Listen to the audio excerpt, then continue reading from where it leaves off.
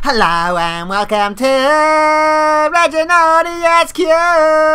I'm on the hook and this is my review of the T29 American Tier 7 Heavy Tank. So is it any good? Yeah, it is. It's fantastic actually. Yes, so this really is a fantastic heavy tank, and it's an iconic tank at Tier 7. It's one of those tanks that people will do this line just to get this tank, and in fact that's exactly what I've done. Only reason I started doing American Heavies because I wanted this tank. I was pleasantly surprised with the T1 and M6. I really like those as well, but I'm not keen on getting the Tier 10 in this line, so I probably won't go any further in this American Heavy line. Well, maybe at least not for 12 months anyway. So yeah, I wasn't disappointed with this tank. It is really, really good. Basically, it has a turret which, if you play well, is almost impenetrable, and a good gun, great gun depression. Yeah, it's very good. It has some weaknesses. Its accuracy isn't so fantastic, and its hull armor isn't so good, but they're weaknesses that you can cover, and so it still works out to be a very good tank. So let's get into the review. It has 1250 hit points, which actually isn't very good for Tier 7 Heavy. The only one that's worse is the AMX-45, that only has 1200 hit points. The most goes to the Tiger one with 1500 hit points. Weight wise, this is the second heaviest in class. The heaviest is the KV3 at around 68-69 ton. This weighs in at about 65. So you can still ram a KV3 in a pinch, and all the others you can ram pretty confidently. The lightest is the IS-2 with just 46 ton. Now, speed-wise, this is listed as 35 kilometers an hour in forward and 12 in reverse, and it does do those speeds quite well. Now, the fastest in class is actually the Tiger with 40 kilometers an hour in forward, and the slowest is the Black Prince at 20. So 35 is quite reasonable, and it's not an issue at all. It does get around quite well enough for the tank that it is. Track traverse of 25 is about average for a Tier 7 heavy tank, and it turns reasonably well, like I say, well enough for what it is. Its turret traverse of 27 degrees a second is also pretty much average. So you're getting the impression, I guess, so far that, you know, low hit points and all the stats as far as maneuverability goes, it's average. However, it does have the equal best view range in class at 380 meters. Now the worst is the Russian KV3 at just 340 meters. But yeah, 380 is pretty good. Now it shares that with the Tiger and the Tiger P. They also have 380. So in theory, you could use this to snipe, but the gun isn't really accurate enough to do that, and you're really wasting the abilities of this tank if you sit back and snipe with it anyway. Has a signal range of 745 meters, which is the second best. The best is the IS-2, so it has a very good signal range as well, so it's no issues there at all. Camouflage wise though, this is the worst in class because it's a pretty darn big tank. Actually, let's compare it to the IS-2, which has the best or equal best camouflage. The IS and IS-2 have the best camouflage in class. So you can see the IS, this is an IS-2, the Chinese version, is quite a lot smaller than our T29. So you can see why the camouflage is the worst in class. And there's no point using a camouflage net. There's no point giving your crew camouflage skills because it only improves it by a percentage of its current value, and its current value is terrible. So don't waste time with those skills on this tank. It's not the kind of tank you want to be hiding in anyway. Now, another fantastic thing about this tank is it has 10 degrees of gun depression, which means it can hill fight very well. And in fact, this particular tank can hill fight fantastically because unlike those Shermans that we've been going through in the medium line, the turret is mounted in the front half of the tank, which is better for hill fighting. You're combining that with 10 degrees of gun depression and a well-sloped front means this thing hill fights fantastically, and it's got an almost impenetrable turret. It is a beast at hill fighting. Also has 15 degrees of elevation, which isn't great, but usually it's not too much of an issue. Now the AMX-45 also has 10 degrees of gun depression, and the worst in class though is the IS-2 with just 5 degrees of gun depression. So let's have a quick look at the grind for the T29. So as usual with most American tanks these days, I seem to be able to go straight to the top engine and radio, so I can't tell you what it's like without the top engine. But your horsepower does go from 720 to 800. That's not a huge difference, so I'm assuming it won't be too noticeable. The track traverse for the tracks goes from 20 to 25, which is a huge difference. So you definitely want to get the tracks, which I think you need for the upgraded turret anyway. This gun is, let's have a look at the gun. It's a 105mm gun with a 5.26 rate of fire. 5.26 isn't bad for a tier 7 heavy tank. It's not a bad rate of fire. 198mm of penetration is really, really good for a tier 7 heavy. So the IS-2, for example, has 170 mils of penetration. So 198 is very good penetration. It does 300 damage per shot. So not as much as some of the other heavies, but it's still very, very good. Combined with that rate of fire and that penetration, it's awesome. And if you use premium, you can do 245mm of penetration, which is fantastic. The accuracy though isn't great at 0.42. Sometimes, you know, some games you'll have where the accuracy works quite well, other games it's not really good. So it is sometimes you will miss weak spots if you aim for them. It's pretty much a tank where you have to sort of aim at the center of mass and hope you can pen. The aim time though of 2.3 seconds is fantastic for a tier 7 heavy in a tank this size. So really you can pop up, aim very quickly, fire and pop back, or even pop up, don't aim, just fire and pop back, and you're exposing your almost impenetrable turret for a very short time, and you can devastate people. I've had games where I've just felt like the only thing slowing me down from wiping out the enemy is my reload speed. Hence why, by the way, I have a large caliber gun rammer fitted to this tank to try and speed up the loading time. I also have vents, and primarily that is just to speed up the loading. Has good aiming, so I don't worry about a gun laying drive, but definitely want to load this gun as quickly as possible, because that is the only thing, in a lot of games if you're top tier, the only thing stopping you from massacring every single tank on the enemy team is the speed at which your gun can load. It can be that overpowered at times. So yeah, and I kept binoculars because it does have good view range. Probably would actually be better off with coated optics than binoculars, because you rarely ever stop in this tank. You're always at least moving backwards and forwards and popping up a hill and popping back. So really, binoculars are probably a no-no on this tank. Actually, you should have coated optics. You could, I think, also go for vertical stabilizer if you wanted to. Would be another good option on this tank. Or even a spall liner actually would be pretty good on this tank as well.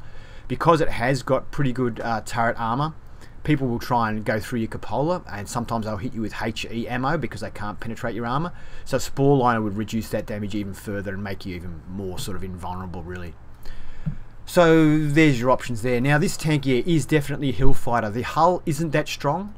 It will bounce, of course, lower tier mediums and lights and all that quite well, but it's just when it gets heavies of its own tier, most of them can penetrate the unangled hull, even angled. The side is actually also quite weak. But I'll show you all that in Tank Inspector.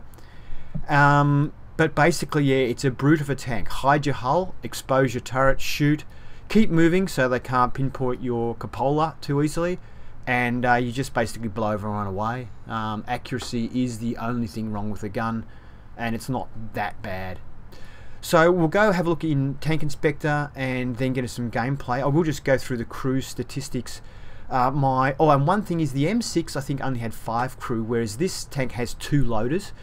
So even if you've got a fully trained crew in the M6 and you decide to buy this and chuck that crew in, you will probably have to get another crew member from somewhere, another loader. So I have the commander has Mentor and is currently working on Recon. The gunner has Snapshot and is working on repairs. Driver has Smooth Ride and is working on off-road driving. Not bad skills for this tank. The radio operator situational awareness to increase the view range and is currently working on Brothers in Arms. This guy loader has repairs and is working on Brothers in Arms, and this new loader is working on repairs. I've already told you the modules I have fitted. I also have a small repair kit, large repair kit, and large first aid kit fitted. The T29 in Tank Inspector. So let's go to the colorized view and have a bit of a looky at this tank. The lower plate is fairly weak at just 70mm thick, and it actually is fairly flat. At the top part here doesn't slope much, and it slopes further down. So it's a fairly easy pen frontally there, with coming out the equivalent of 90mm. The upper plate is quite a bit thicker at 102mm, but you can see there with the equivalent of 142 it's giving us Most mediums can penetrate that frontally without too much problem, and even some lower tier mediums and definitely lower tier heavies can penetrate you. There is a weak spot here around the machine gun port, which is just 70mm thick, so around there. Now we'll move on to the side of the tank. We'll talk about the turret a bit later, I think. So the side of the tank here is 76mm thick, which means you can angle the tank. So to improve the frontal armor, you can probably angle it to around about, oh, it's probably a bit too much, about there. So your frontal plate then comes up around about the 160s, the sides coming up around about the 150s, 60s, and the lower plate's coming up at 107. So you can angle it like that, but really this tank doesn't survive well when its hull is exposed. So yeah, the side armor is 76mm thick, except for the rear side armor is 51mm thick. The rear of the tank is also 51mm, and the lower rear, just underneath here, is 19mm, as is the top deck and top of the turret are also 19mm. The turret is the best feature of the tank as far as armor goes, so let's have a quick look. So the front of the turret here is 178mm of steel, which is pretty darn thick indeed, and it does slope away. So it's very well designed turret, and we can see here it's coming up with the equivalent of 250. So not many tanks at this tier will have that sort of penetration. Some higher tiers will, but even they will struggle to penetrate it reliably. It's only really some of the big TDs that can reliably penetrate this sort of armor. Now the mantlet is extremely tough. Now look at this blue section here, which is this section under here, and it slopes back down away there in the area that can actually be shot. It's 101mm over the top of the 178mm, so that's virtually impenetrable. The pink section here is 279mm thick. That's very thick indeed, and there are parts where it overlays the 178 underneath, giving an incredible, it's impenetrable even to tier 10 tank destroyers, that sort of area around there. But there's some other parts closer in can be penetrated by some of the big high tier tank destroyers, but it doesn't happen that often. So the real weakness of this turret frontally is the cupola, and you can see it here. It's 102mm thick, which is actually not bad for a cupola, but that's where people aim on this tank, and that's where I aim on a T29. It is the weakness of the only turret weakness, but you can see here it's not too bad even so. So a lot of smaller tanks, lower tier tanks will still not be able to penetrate it if they're mediums. I think they'll still have trouble. And the thing is, if your turret is exposed and you have to stay out in front of people, move your turret from side to side, wiggle your tank, and try and keep that cupola moving to increase their chance of not hitting it dead center or bouncing or missing it altogether. Side of the turret is 127mm, which is actually not bad, but just feels bad because people will try and get the side of your turret to shoot. It's a big turret, so if your turret is side on to someone, they do get a pretty good easy shot there. The lower part here of the turret and the upper section here is 102mm, as is the rear of the turret. And a cupola from the side, you can see the lower section is 127, and then up there it's 102. These blue areas here, I call them ears. They do have an armor value of 76, but if you shoot that from the front, it doesn't actually count as a hit. I think it's just part of the rangefinder equipment, and it doesn't count as a hit. But from the side, it does add on. Oh, actually, you could go through it from the side. I'm pretty sure it's actually got that armor underneath. It's showing it as not having it there. Or maybe it doesn't. I'm not sure about that, to be honest with you. Anyway, let's get into some gameplay. Let's go. The map is Siegfried Line. It's a tier 7 game, so we're top tier in a T29, which is always very nice. Now, I've already decided, I've got great gun depression. I've decided if I get there without getting spotted, I'm going to move straight to the center aisle, like where those little keeps are, the entry to the castle entry, and I'm going to use that hill there and try and see if I can get any free shots at the start of the game from there. I'm just keeping my wits about me as I drive through in case any scouts come over the top to get a quick early scout, and I don't want to get hit by artillery on the way in. So there's a Cromwell which is scouting the other side. So as you can see, the speed of this tank isn't too bad.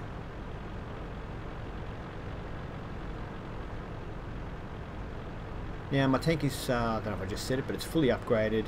The crew's fully trained. So can we get up here in time to get this Cromwell? Maybe not. He might be out of the way by the time we get up here. Oh, he's just pulled away. Looks like he was actually waiting for someone to come up there, but then when he saw it was a T29, he just decided to run away. So you can see they've already bounced a shot from that KV-1, and I pulled back on an angle in case artillery was waiting for me. You can see where he's bounced off. He was aiming for our cupola and hit the top and bounced. You'll find most people will aim for your cupola. It's the one spot they know they might be able to pen. But if you're in a light tank or a medium and you don't have enough pen to pen that cupola, then just run, because there's literally, if you can't see the hull, there's literally nothing that you can do. So I fired at the KV-1's tracks there, trying to track him. It didn't work. I was going to track him, and if I managed to track him, move up and get another shot into him, but I missed him, unfortunately. I think I missed. Now I'm thinking about going and get a shot on these guys here. We've got the back now of KV-1. Put one in. Unfortunately, it didn't start a fire. So I moved back. There's a T25/2 could see me. He fires at me and it bounces. I'll go back. I'm going to go and put a shot on him. Re-put one into him. Now back down again. I just want to see if I can see where did he hit us. I think he hit us on the hull, didn't he? Can't see where he hit, but I think he hit on the hull, which was kind of angled on the way back, so he wasn't able to pin us. We had a sort of, probably was actually a ricochet. So now I come up the other aisle. I do that because in case artillery's honed in on me or people are waiting for me to come up the other way. I decide to have a go at this ERC here. He's stationary. He disappears just before I fire. So did we hit him? He's on full health, so it actually missed that shot. Sometimes the accuracy of this gun isn't so great. He's not a very smart ELC driver, so we managed to nail him with that shot. Is he going to be silly enough to stay in an area where he just got shot? Yes, he is. And he's dead. So artillery just fired at us, an FV304, which just missed us, so didn't do any damage. We were very lucky there. There is a Comet. I decide I could stay there and shoot the Comet, but the FV304 has zeroed in on my position. He's just hit me again. So I decide I have to keep moving. If I stay here, he's going to wear me down. So I want to get behind this building here. I see the IS, which is very dangerous for me because he can penetrate me. But I see that he's on low health and he's a one-shot kill, so I decide to go for him. As it turns out, he bounced off my angled armor.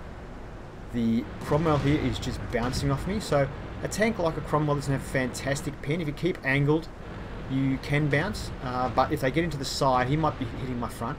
If they get into his side, they can actually destroy it. Now I managed to track him. I'm going to ram him now, but he gets his tracks back up. That shot he penetrates me with. Oh, I haven't reloaded. Oh, I bounced off him. Oh, well, I had some bad luck with that Cromwell. Now the Emil here. Doesn't even know I'm here. I'm pretty sure I'm him. I don't want to stay there. The Emil has a very good fast loading gun. He's moved anyway, so let's get out of here. See there, artillery's hit me right on the top of the turret. That's the shot that did the damage to me. And where did that Crommy hit me before? Whoops, anyway, I'm aiming at this Crommy up here, but he's using the hill very cleverly.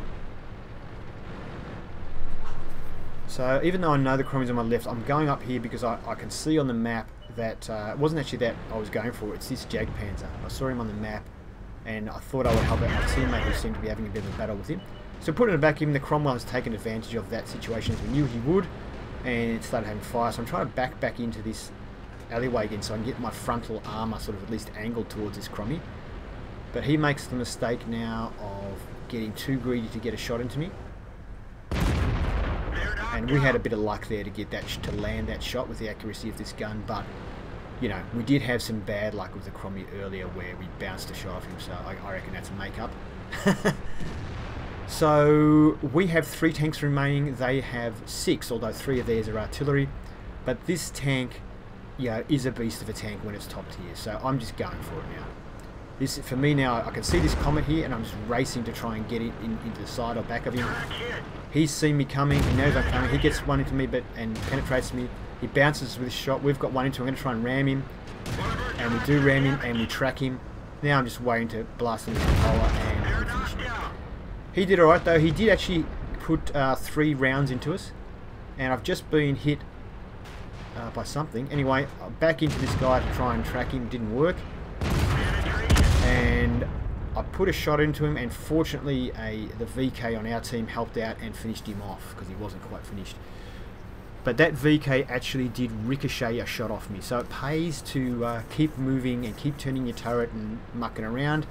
I think I was so close to him he wasn't able to shoot my hull and had to shoot my turret, and so he bounced.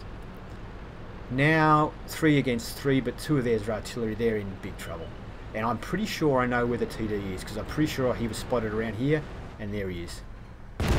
Too late, he realises that I'm aiming at him, or that I'm there, and we managed to finish him. Now it's just a chase for artillery, and we should win the game without any problem. I'm on 5 kills, so I'd really like to get another kill for Top Gun.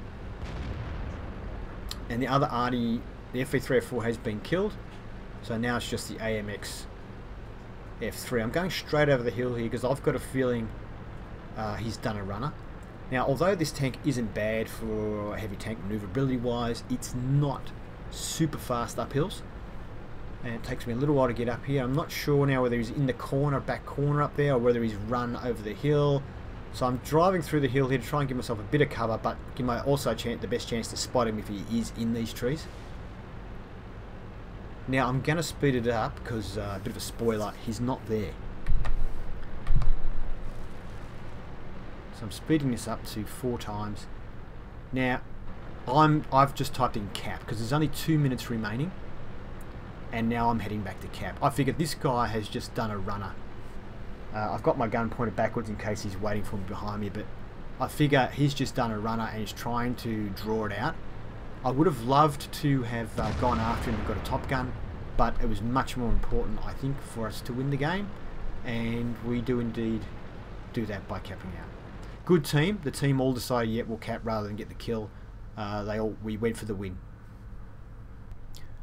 So a mastery game in the T29, and we also got high caliber. We were top tier, but you still saw at the start I was cautious, just only exposing my turret to people. But then once they became disorganized, I just sort of charged in because they started to spread out and they weren't really going to be an issue. You can do that when you're top tier in this tank. If it was a tier 9 game, I would have stayed cautious for the whole game and just been exposing my turret. So obviously we finished on top for XP and on top for damage as well. We fired 17 rounds, 14 of those 17 hit. Most of our shots were close range though, and out of the 14 that hit, 12 of them penetrated. So really good penetration in this gun, especially when you're top tier. Pretty much, yeah, they were freak bounces, like bouncing off the side of that Cromwell was just a freak bounce, or ricochet, whatever it was said, bounce. Anyway, we did 3,335 damage, which is kind of good. We received 15 hits, only 5 of those hits penetrated. So in that later stage of the game, we were bouncing them off all different parts of our armor. Some lucky bounces, but you know, when your tank's angled and you're moving, constantly moving, it's very hard for tanks to get a good aim, especially with a T29 coming at you, because I've been in a situation, I'm sure a lot of you have, it's pretty damn intimidating when a T29 is just chasing you down. So we received a couple of splash damage hits as well from artillery. We managed to block 1435 with our armor, which is more than our hit points of 1250. We spotted 2 vehicles, damaging 9, destroying 5 of them, and a little bit of assistance damage, not much. 54,000 income, 33,000 profit. So standard ammunition only used. So it isn't a cheap tank to run. So I would say that's not a really profitable tank. It's reasonably profitable, but not super profitable. And raw XP of 1349 is pretty nice. Move out. The map is Corellia. Once again, it's a tier 7 game, but this game is I actually played this game before the game that I showed you in chronological order, but anyway. So yeah, tier 7 game, so top tier again, so we're a tough tank in this tier. Now, how does this tank do in higher tiers? It does pretty well. Obviously, when you're against tier 9s, your penetration starts to become not so good, your armor's not so good, but to give you an idea, the tier 9 American tank destroyer, the T30, has basically identical armor to the T29. It has the same, pretty much the same turret. It doesn't have the ears on it like this one, but other than that, it's pretty much the same turret, and it has the same hull, I'm pretty sure, as well. So, except it has a much bigger gun because it's tier 9, but other than that, it has the same armor. So you know, it holds up all right in higher tiers. Thing is though, with this being, even though it's a tough tank, it's a brutal, it's a fantastic tank, you still, I think, have to be cautious, especially in the early stages of the game, to not expose your hull where possible, because it can be penned. You really need to just bounce shots off your turret, let people shoot at you, bounce some shots, you know, draw fire away from the other tanks, but don't let them get your hull, because you don't want to die, you just want to draw fire and bounce it, I think. So I was trying to get up this guy. He was further around the corner than I thought, so I ran into the wall. So I'm just changing my angle a little bit here. I'm trying to see if I can just catch the edge of this T-34-85, but he's in a good side-scraping position. I can't get him. But the KV-2 is blissfully unaware and has a very slow turning turret, so we'll just sit there and take a shot. I need to move now because they've got an FV-304, and if he's close enough, he'll be honing in on me now because I got spotted. So got to go somewhere else. I'm not going to go to the same spot because I risk getting slammed. So we can see that VK up ahead on the map. So I'm going for this little spot here in the rock, which if you've got a really strong turret is a great spot. Now from down there, they cannot shoot my cupola. So I'm virtually impenetrable. I just couldn't quite get the angle on that 3001H there, the one at the back. So I'm just trying to rejig my angle here a little bit, see if I can get my gun on him. But there's a Hellcat sticking out. And we get one into him. Very nice. So we did bounce around from the Hellcat and from the 3001H the first time we stuck our turret out there. Can we get this guy? Yes, it looks like we're going to get a shot on him. Yep. So a great spot if you've got a strong turret. The only thing is, if the enemy, like if it's a tier 9 game and they've got some big artillery, it's a little bit dangerous going to the spot more than once because the artillery will hone in on you. Hellcat hits us but can't penetrate us, although he did damage our gun. Now I know where that Hellcat was hiding. I contemplate just shooting to the bush but decide not to. I'm not sure if I choose to repair my gun or not, but it is damaged at the moment. I just thought I might be able to get shot on that VK from here, but I can't.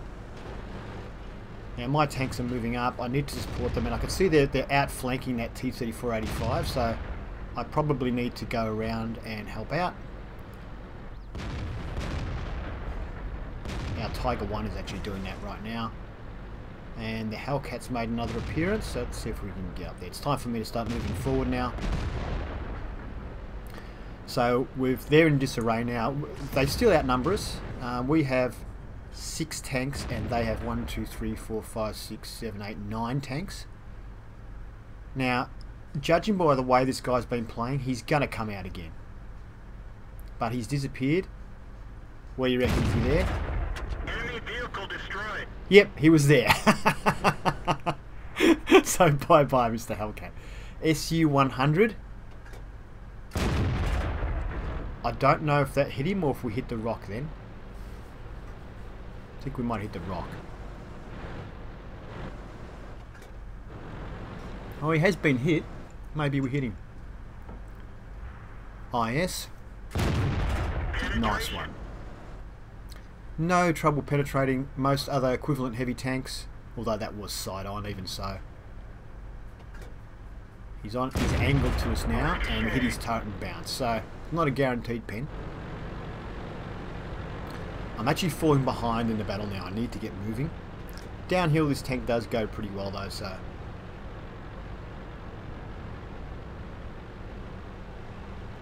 So we now have 6 tanks and they have 7 tanks. They still have, we still both have both our top tier heavies, and so do they.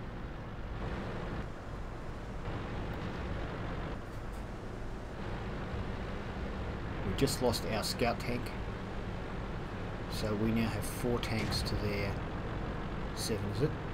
Now, there is 4.5 minutes left in the game. This is an encounter mode, so we have to cap their base or kill them all to win. So the pressure is on us to attack. We don't have the luxury of just simply defending. So T67, easy pen for us. He's disappeared, but he was still there. So another kill. So we've got a couple of kills. The IS goes down. Good job. There's their T29. So I aimed at the centre of his hull there, which you could see someone else had already penetrated. I probably should have aimed for the front corner of him, and it bounced. It bounced off him.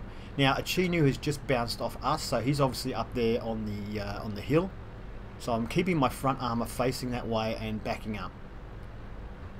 So I'm not going to be able to take the T29 on from that side position I wanted to, because I would have been able to get side shots into him, which would have been my preferred way of doing business.